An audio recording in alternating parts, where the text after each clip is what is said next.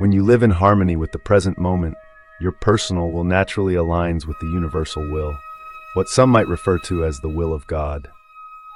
In truth, there is no such thing as a separate will. What we perceive as a separate will is simply the ego's effort to reinforce and magnify its own sense of identity. The separate will is fixated on the me, the I, the ego, a narrow perspective driven by self-interest. However, beyond this, there exists a divine consciousness, a singular, all-encompassing awareness guided by an evolutionary impulse. Our purpose in every moment is to align ourselves with this greater flow, moving beyond the confines of ego into unity with the whole. Non-resistance is essential because resisting the present moment keeps you confined within the small egoic will.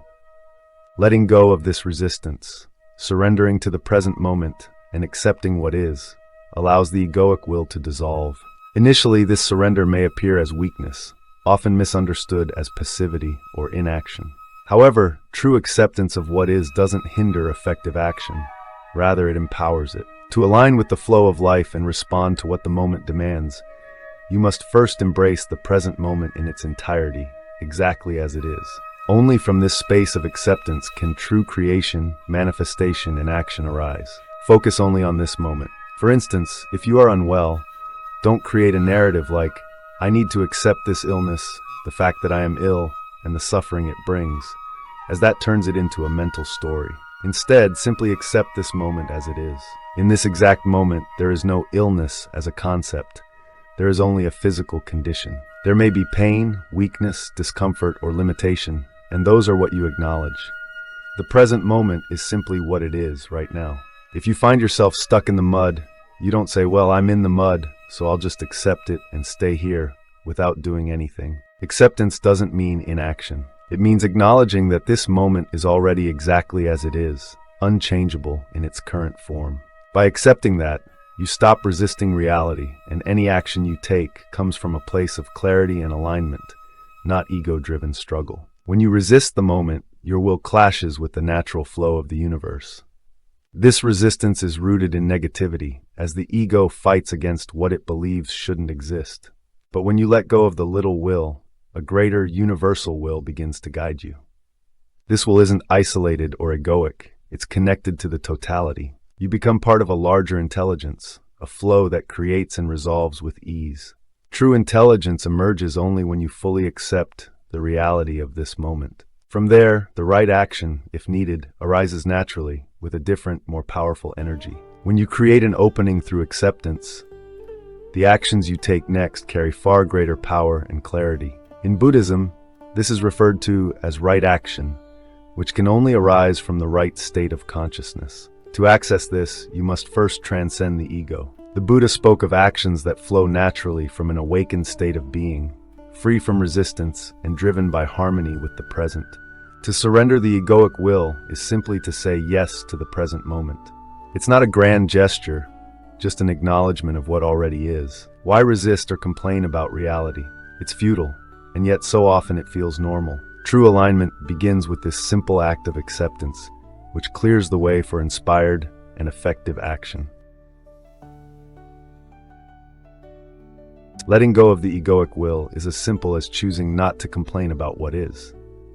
Align yourself with the reality of the moment, people, situations, whatever form life takes, because it already exists as it is. This is the inevitability of is. When you embrace this reality, you open yourself to true intelligence for the first time.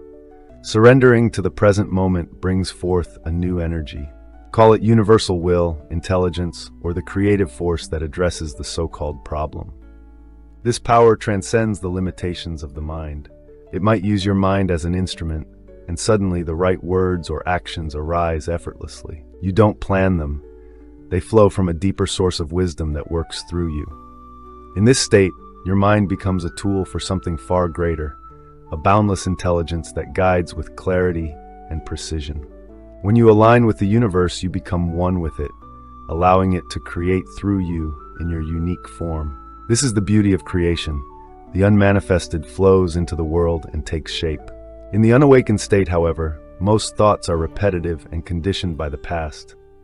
They are simply recycled patterns, limited to what you've already experienced or learned. In this state, you rely on habitual thinking, unable to access anything new. But when you surrender, your mind opens and becomes an instrument for something greater. Original, fresh, and creative thoughts arise, birthing new forms into existence. The universe flows through you as a channel, using your mind to manifest ideas, words, and physical creations. This is where the mind reaches its true potential, not as a source of conditioned thinking, but as a tool aligned with the greater intelligence, the one consciousness. In this alignment, the act of creation becomes effortless and deeply inspired. Everything begins with your relationship to the present moment. Is it your friend or your enemy? Are you allowing it to be as it is, or are you resisting and fighting against it? The ego thrives on resistance. It survives through complaining, denying reality, or craving something different. The present moment is your greatest teacher. Learn to work with it, and you'll find that's all you truly need. This marks the end of the little will of the ego, which isn't very powerful to begin with. In fact, whatever the ego creates often leads to more problems. It sounds simple, and it is simple. Yet, due to deeply ingrained habit patterns built over thousands of years, many people say, it's so hard to stay in the present moment and allow it to be. In truth, the opposite is far harder. Life becomes much more difficult when you resist the present. Acceptance is about acknowledging the form of this moment, nothing more. Once you do, clarity arises, and you can see what action, if any, is needed.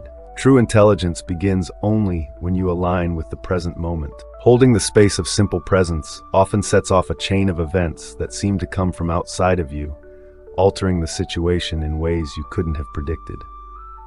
By being fully present, you tap into the intelligence of the whole, the totality. This intelligence doesn't always work directly through you, but can manifest in synchronistic events. People often describe these moments as miraculous. The right person shows up, the perfect solution appears, or circumstances shift unexpectedly. While it may seem extraordinary, it is, in fact, a natural outcome of aligning with the universal flow, something most people are unaccustomed to. Sometimes, change doesn't arise through your direct action. There are moments when action simply isn't possible, and yet you can still remain present. In those instances, the greater intelligence is still at work. By staying rooted in presence, you often find that situations begin to shift on their own, as if guided by an unseen force.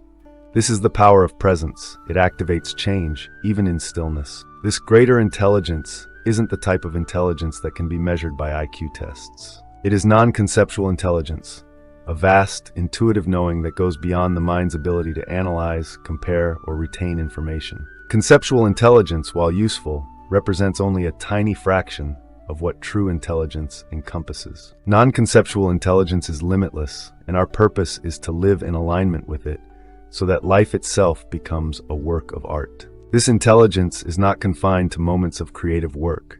It can infuse everything you do with vitality, originality, and freshness. Creativity has a spark, a sense of aliveness, and an unmistakable newness that arises when you connect to this deeper intelligence within, the alert stillness that is your essence. Everyone possesses this essence. It's inherent in who we are. True intelligence emerges from this connection, and it cannot be quantified by any test or measure.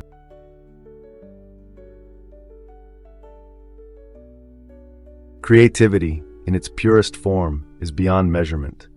It is a reflection of the infinite intelligence flowing through you. The present moment can often appear as a restriction on your freedom. An illness, physical difficulty, or a drastic event might feel like an insurmountable limitation. Yet, if you can learn to fully accept it, even the most challenging situations can create a sense of spaciousness in your life.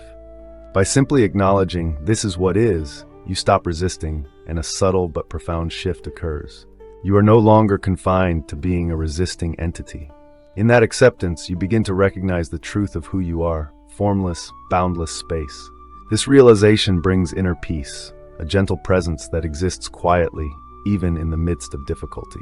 Over time, this peace can grow in strength, dissolving even the heaviest burdens. Peace is the formless essence within you, and by embracing the form of the present moment, you allow this deeper formlessness to emerge. What initially seems like a limitation or hardship becomes an opportunity for awakening, a doorway to realizing your true nature. This is the power of acceptance. It transforms obstacles into openings for greater understanding and inner freedom.